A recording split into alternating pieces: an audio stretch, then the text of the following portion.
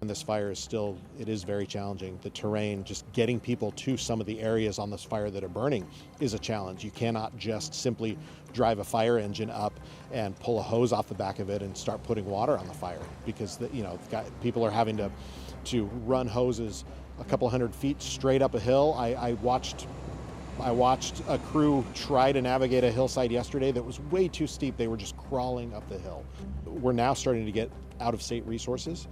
We've got resources just in the last 24 hours on this fire coming in from New Mexico, Oregon, Washington, and so we're getting a lot of help.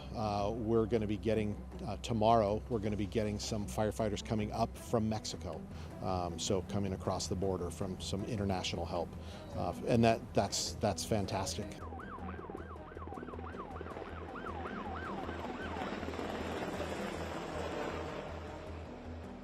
Every place that is access to an area that is under an evacuation order, they're going to put law enforcement just to make sure that nobody is going in. So if there's an evacuation order, it has been deemed that it is not safe for the public and for residents to be in those areas. And so it takes a huge law enforcement presence.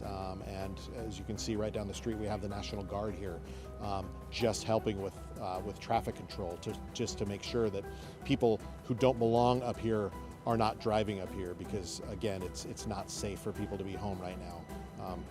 The goal, one of the very first priorities, is to get people back into their homes as soon as possible, and that will be done as soon as it's deemed safe.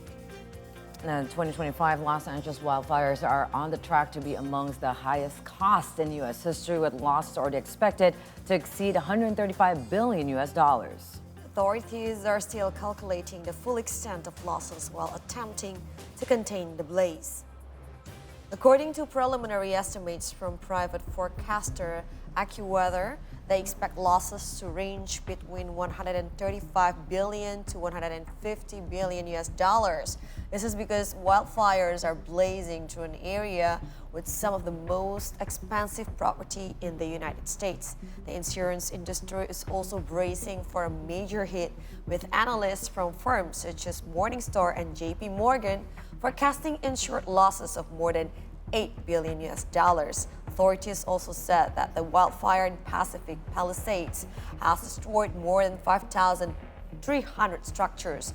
Meanwhile, the blaze in Eden has devastated more than 5,000 structures. The scope of the losses is still unfolding as authorities continue to contain the situation. Additionally, the number of policies offered through the state's FAIR plan has more than doubled since 2020 in California.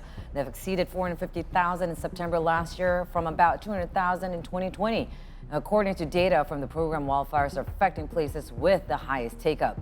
Furthermore, the program has issued warnings to its financial stability. And again, I would like to, give my grievance, especially to my family and friends who are affected, definitely to the LA County community.